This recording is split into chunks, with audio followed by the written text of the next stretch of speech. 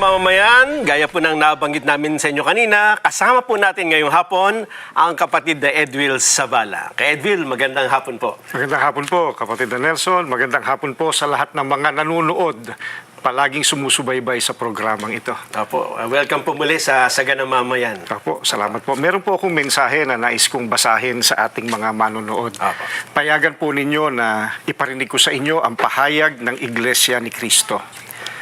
Mula nang magsagawa ng Rally for Transparency, Accountability, Justice, and Peace ang Iglesia ni Cristo noong November 16 to 17, 2025, patuloy kaming naghihintay kung paano tutugunan ng gobyerno ang malawak na katiwalian na naganap sa ating bansa. Mahigit 3 buwan na ang lumipas, subalit wala pa ring natatanaw ang mga mamamayan na kalutasan sa napakalaking pangungulimbat sa kaban ng bayan. At sa halip ng mga salarin ang hanapin at usigin, ay ang mga nagbibigay ng impormasyon at tumitestigo laban sa kanila ang kinakasuhan at ginigipit.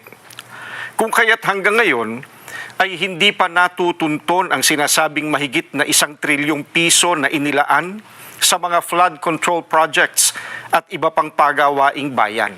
Sapagkat, ang hinahanap ng mga dapat mag-imbestiga ay ang mga pangyayaring maaaring magamit para mailihis sa iba't ibang issue ang problemang ito.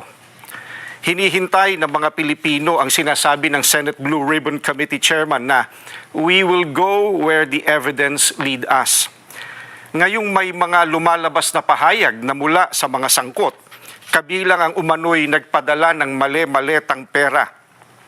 At kamakailan lang ay pinatunayan ng mga dating sundalo na umaming sila ang naghatid ng mga ito. Bakit tila walang malinaw na hakbang upang palawakin pa at tapusin ang investigasyon?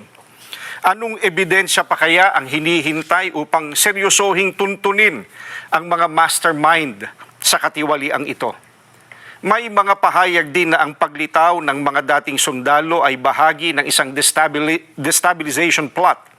Kung ganoon ang paratang, hindi ba lalo itong dapat imbestigahan sapagkat ang destabilisasyon laban sa gobyerno ay isang seryosong usapin ukol sa pambansang seguridad? Bukod dito, ang malawakang bahagi ng inihayag ng mga dating sundalo ay tuwiran pa namang may kaugnayan sa naganap na paglimas sa salapi ng bayan.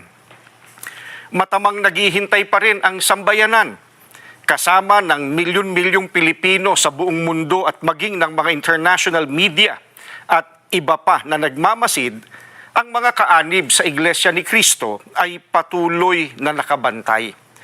Maling isipin na nalilimutan na ng mga Pilipino ang isyong ito sapagkat ang pondong pinag-uusapan ay mula sa buwis at pawis ng mga mamamayan. Ang aming panawagan ay nananatiling malinaw. Ilantad ang buong katotohanan. Papanagutin ang dapat managot at pairalin ang katarungan upang maibalik ang tiwala ng bayan at maitaguyod ang tunay at pangmatagalang kapayapaan at pagsulong ng Pilipinas.